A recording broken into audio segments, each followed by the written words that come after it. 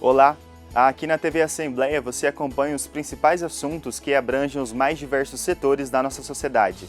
Nesta edição, vamos falar sobre o transtorno de acumulação compulsiva, que é caracterizado como o desejo de guardar objetos sem utilidade. E também vamos abordar o colecionismo. Eu sou Gustavo Fax e você acompanha agora comigo o programa Fique Ligado da TV Alemes. Não há uma causa exata que leve uma pessoa a se tornar acumuladora. Segundo especialistas, o transtorno pode estar ligado a fatores genéticos ou emocionais. Acompanhe a reportagem e fique sabendo se a medicina já descobriu a cura para essa alteração de comportamento.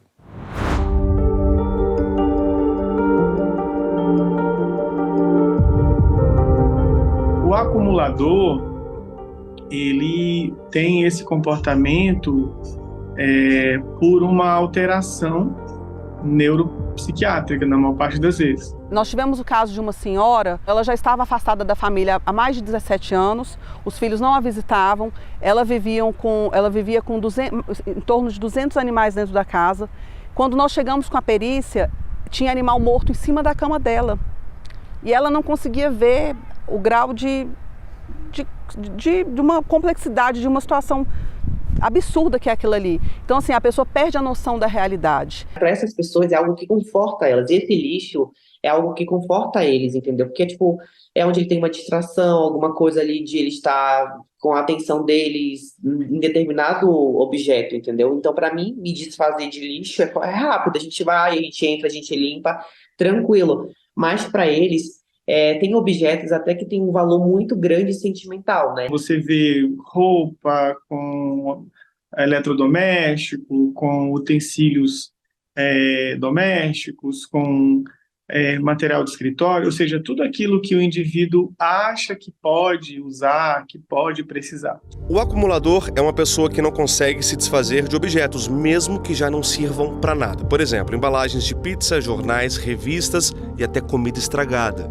Ele guarda todos os objetos porque acredita que eles podem ter utilidade no futuro. Ele pode comprar 4 panelas iguais. Ele pode comprar 3 máquinas de fazer arroz iguais e deixá-las na caixa, sem nunca usar.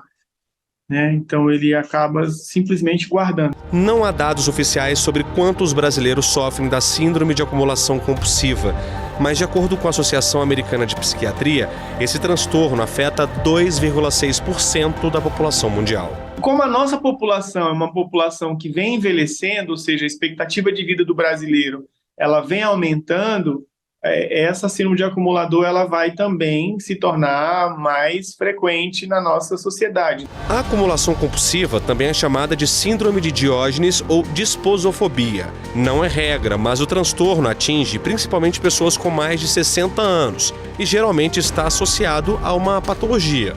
Depressão, ansiedade, quadros demenciais também, pacientes com demência, transtorno de personalidade que vão piorando, perfeccionistas, pessoas muito rígidas, cheias de regras e normas, e o transtorno obsessivo compulsivo também, que pode se manifestar como um acumulador.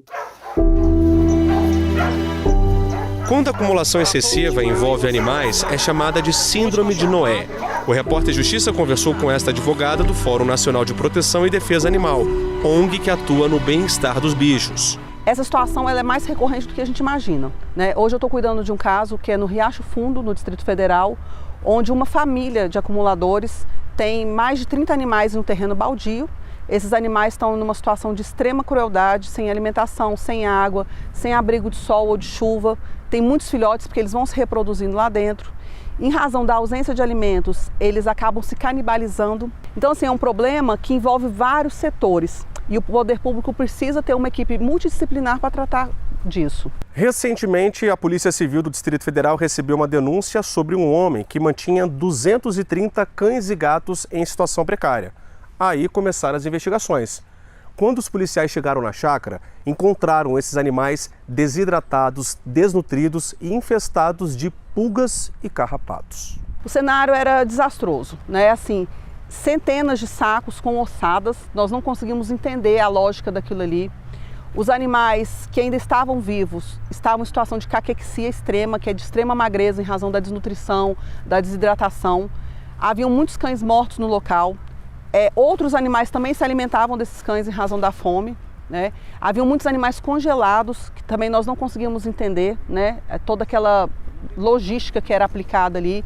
Então, assim, é uma situação que precisa de um cuidado muito grande do poder público e que, infelizmente, nós não temos.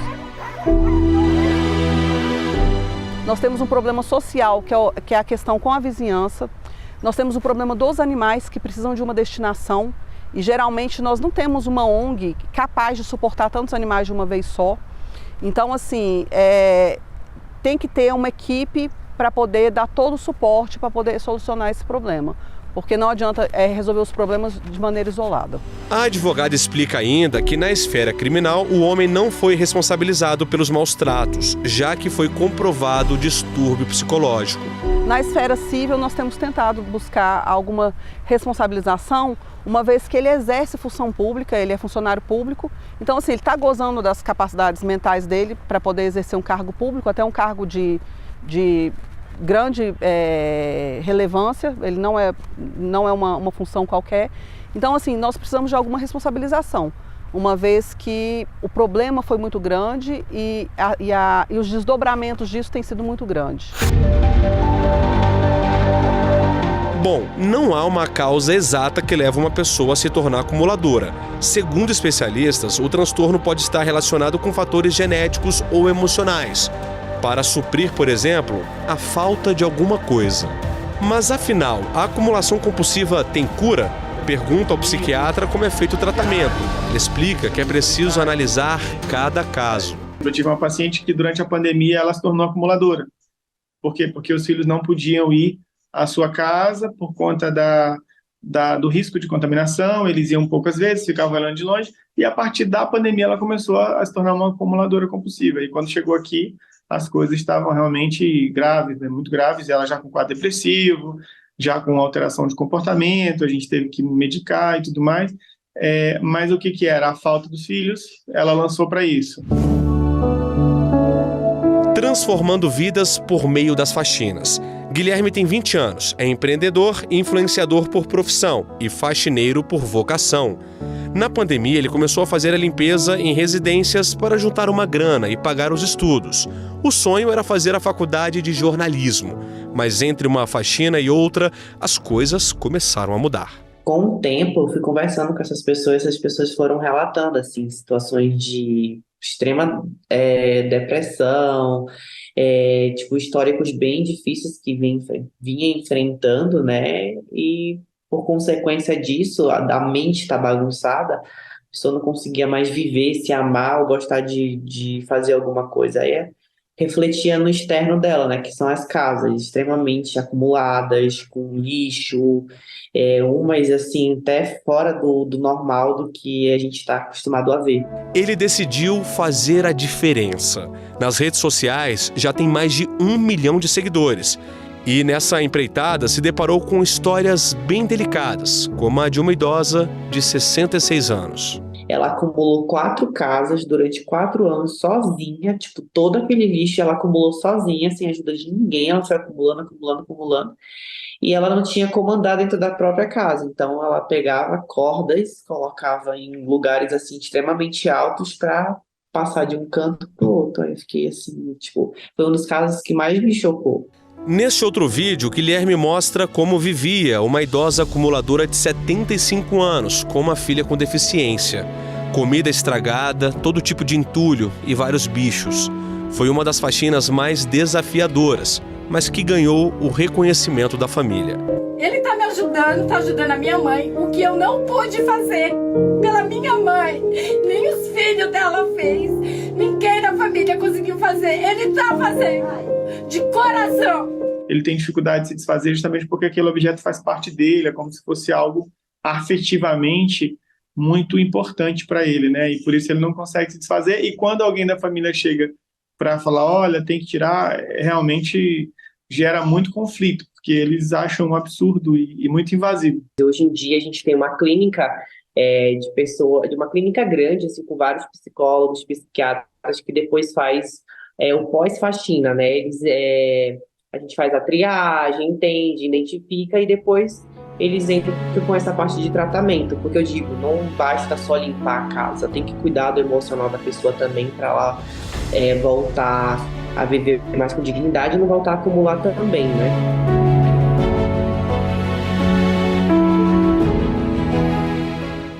Diante de tantos pertences que são guardados, surge a pergunta: qual a diferença do acumulador e do colecionador?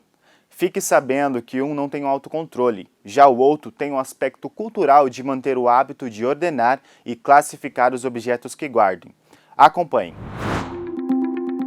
Uma prática de interação relacionada a objetos que expressam trajetórias de vida. O ato de colecionar, também chamado de colecionismo, é um hábito cultural que traz um sentido de identificação para o colecionador. Uma característica principal é que o colecionador, uma das características dele é exatamente expor a coleção que ele tem, ou seja, tem uma interação com o mundo, né? Uma vontade de se comunicar. O colecionador ele vai ter o hábito, principalmente, de discriminar, ou seja, discernir o que é aquele objeto, ele vai ordenar e classificar. Isso é muito importante a gente ter essa definição, porque é exatamente o que vai descaracterizar o acumulador. O colecionismo é uma tradição antiga que nós, brasileiros, herdamos dos europeus. Desde a Idade Média, a organização de núcleos para essas coleções passou por diferentes momentos até chegar aos museus. O primeiro museu que foi criado aqui, né, após a chegada da família real, que foi o Museu Nacional, ele já parte dessa ideia de colecionismo. E é uma ideia que vai atravessar os séculos. E tem dimensões de coleções privadas, tem dimensões de coleções públicas, e hoje, nos últimos anos, há um grande movimento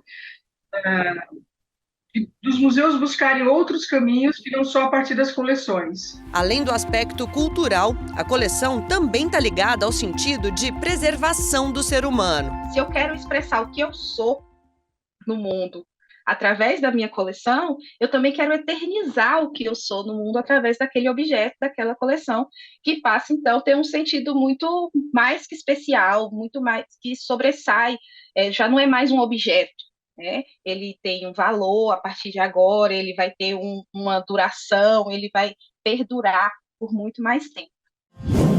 Somebody holds the key. Well, I need it and I just ain't got the time. Davi é músico, colecionador de vinis e servidor público aposentado. A coleção começou sem que ele percebesse. Ainda menino, pegava carona para ir à escola e assim economizava o dinheiro do lanche e do ônibus.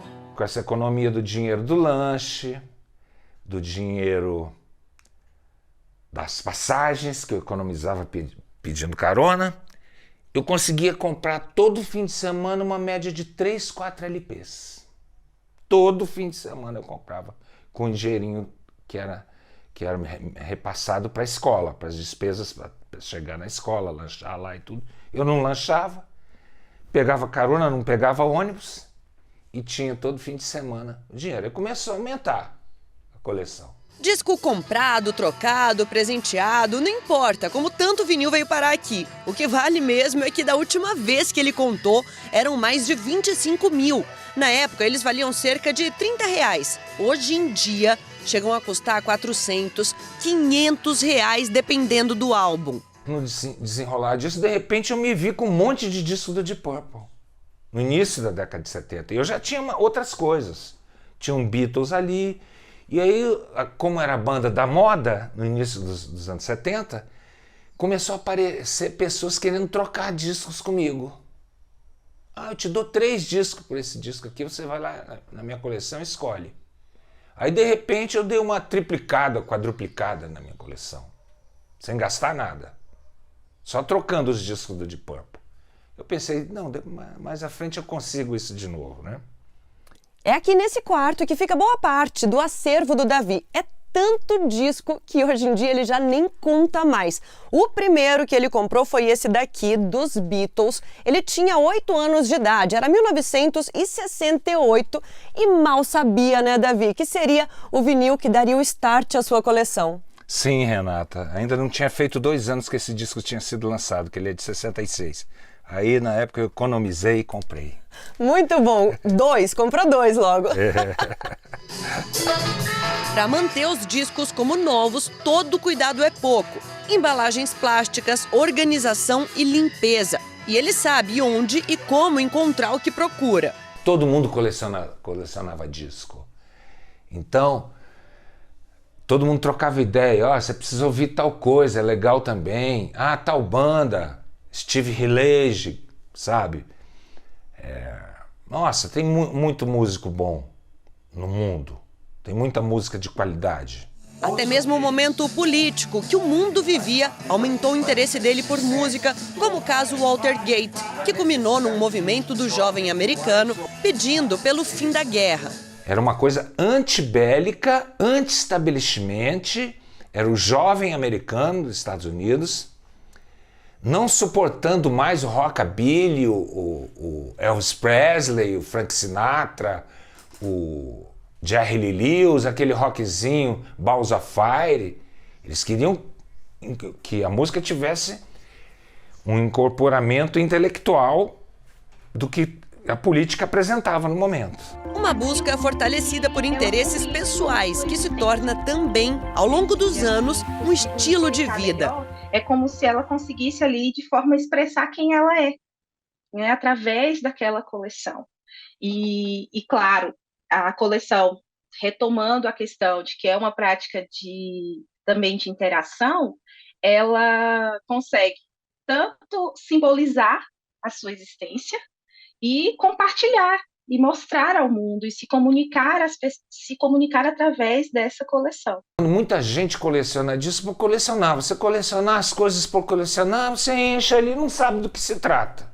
É encher linguiça, encheção de linguiça, né? E quando você tem interesse pela matéria, o fato que você bem falou, de eu ter me envolvido com a música, eu queria não só conhecer, eu queria deduzir aquilo. Come down off your throne and leave your body alone. Somebody must change. Como funciona o mercado do colecionismo? E como se ganha dinheiro com isso? Peças raras e exclusivas chamam a atenção de muita gente que tem como hobby a arte de colecionar verdadeiras relíquias.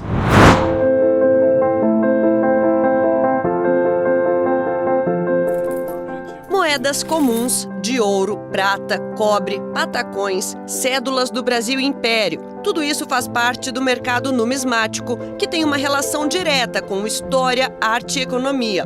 Já a filatelia é dedicada ao estudo e ao colecionismo de selos. Muito além de uma paixão, as coleções rendem dinheiro. E esse é o negócio do Gilberto há mais de 25 anos. O que é mais rentável nesse negócio? Os patacões? Cédulas raras também.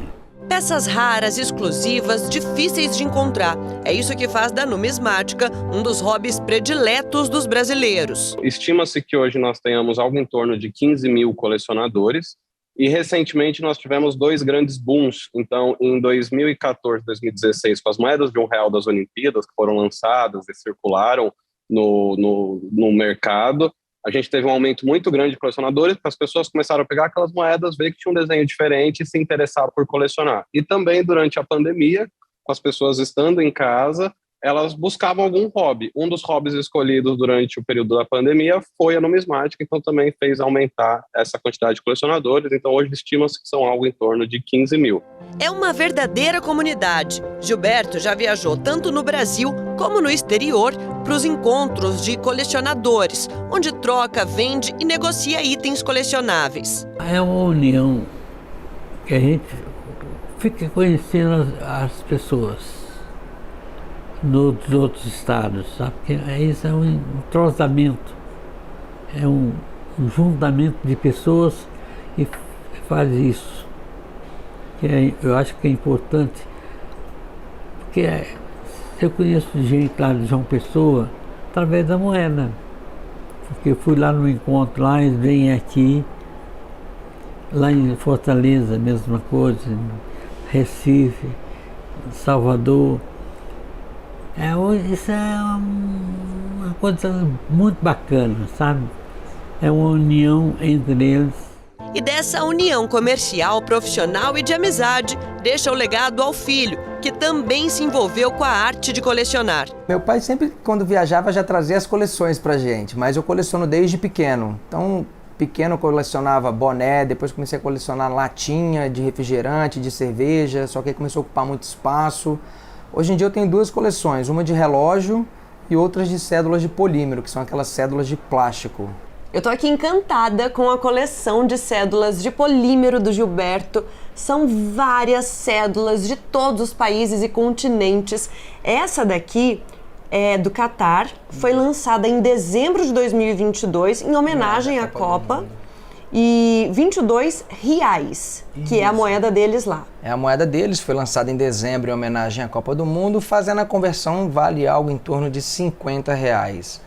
Porém, como é uma cédula que foi lançada agora e foi um pouco difícil de colecionar e de trazer essa cédula, hoje a gente vende ela no valor de 350 reais. Sim, e você estava me dizendo dos detalhes, que é o que mais te encanta, né, para ter começado essa coleção. Os detalhes do polímero vai desde as fitas holográficas que ela tem, do transparente, que são símbolos, até símbolos de segurança dela também. Aqui o holográfico do 2, quando você vira para um lado e vira para o outro, ele muda de cor. A parte aqui embaixo parece uma escama, quando você passa o dedo fica um pouco em alto relevo também, se você passar a unhazinha, você vai sentir que tem um leve alto relevo. Então são detalhes como esse que, para mim, torna a cédula muito mais assim, atraente e melhor de colecionar. Aqui já tem pelo menos uns 3 anos de investimento aí e algo em torno avaliado aí de uns 30 mil reais. Devo ter algo em torno de umas 200 cédulas hoje do mundo inteiro. O Gilberto está me mostrando alguns dos itens mais valiosos que tem aqui na loja, a começar por essa cédula de 50 mil réis, que chega a custar até 50 mil reais, tudo por conta desse carimbo aqui? Isso, é uma cédula que ela já é escassa, uma cédula difícil de se achar, e esse carimbo a gente chama de um carimbo rosácea, que é uma cédula que identifica que ela ainda é mais escassa e mais rara, podendo chegar até esse valor, dependendo do estado de conservação da cédula. Uau, agora outro item também bem desejado pelos colecionadores, faz parte desse estojo, que é a maior moeda produzida no Brasil? Isso, essa é uma moeda do 4º centenário de 1900, é uma moeda que pesa 51,1 gramas de prata, é a maior moeda de prata produzida no Brasil. É uma moeda que ela tem alguns raios aqui, e existe ela de 16 raios e 20 raios. A de 16 raios custa entre 7 e 9 mil reais, e essa de 20 raios chega a custar entre 15 e 17 mil reais. Agora, falta completar o estojo, faltam 2 ainda, né? Isso, essa tá aqui, falta uma de 1.000 réis que tá chegando, e essa é uma medalha em relação ao 4º centenário. Quando você completar isso daqui, aí tá satisfeito? Aí tá satisfeito, aí a gente coloca a venda. Por quanto, Gilberto? Esse estojo vale na faixa aí de 28 a 30 mil reais. Uau, olha só, 30 mil reais. Isso. Este professor, especialista em marketing, diz que o mundo do colecionismo prega uma máxima que não dá margem para erro. Não existe o bom, bonito e o barato. Olha, tem uma oportunidade maravilhosa, o preço custa 100, mas eu vou fazer por você só porque é para você por 10. Não existe essa mágica. Se vale 100, a pessoa vende por 100. Se está vendendo por 10, é porque não é mágica, é algo que está errado. Até porque, para quem trabalha com isso, como o Gilberto e o pai, não é sair dando valor aleatório para as coisas. Existe um catálogo de preços em que eles se baseiam, mas tudo pode mudar se determinado item, hoje em dia, por exemplo, for raro ou exclusivo. A gente sempre tem apego pelas nossas coisas, pelo nosso colecionismo. Então, às vezes a gente não quer vender, a gente coloca um valor até mais alto para não vender. Mas aí, às vezes, acaba que o comprador quer pagar por aquela peça que às vezes é única, ou tem pouca, ou então está escassa, e acaba pagando o preço pela nossa peça. Eu tinha uma cédula e aí pessoa ofereceu um valor, eu falei, mas vai ser difícil achar outra e tudo. E ele falou, não, quanto você quer? Eu falei, quero tanto. Aí, não, então tá bom, vou pagar. E aí acabei vendendo. Hoje eu não tenho ela, tô atrás dela. Eu tô segurando uma moeda da época de Dom Pedro, Brasil Império, de ouro, uma das moedas mais raras que existem. Essa é a segunda moeda mais rara da série de 10 mil réis. É uma moeda de 1863, então das moedas de 10 mil réis é a segunda mais rara. Ela pode custar entre 10 até 20 mil reais, dependendo do estado de conservação dela. Gente, eu tô segurando assim, porque se essa moeda cai aqui na mesa, qualquer amassadinho faz ela perder o valor. Já descaracteriza todo o estado de conservação da moeda, detalhes, amassado, moça, risco na moeda. Então acho que eu vou entregar ela de volta para ele melhor, né? Então. São cuidados que nós, leigos, não fazemos nem ideia. Só depois eu fui descobrir que estava segurando a moeda de um jeito errado. É isso mesmo. Você pode marcar a moeda com as suas impressões digitais. O certo é segurar na beirada dela. Mas é isso, vivendo e aprendendo. Existem também outros cuidados que um colecionador deve ter. É nítido a diferença entre a original, uma moeda verdadeira, e uma moeda de prata. Então sempre quando a gente pega nela, a gente avalia o peso, o diâmetro, os detalhes da moeda, como foi cunhada, para ver. Aqui ela está muito perfeita, a cunhagem dela. Então a gente consegue analisar com esses detalhes assim. Quando a pessoa for comprar, se atentar a esses detalhes, ao peso, ao diâmetro, e aquele velha conversa. Quando a esmola é muito, o santo desconfia. Uma moeda de 3 mil reais não pode valer 100, 150 reais. Não faz muito sentido.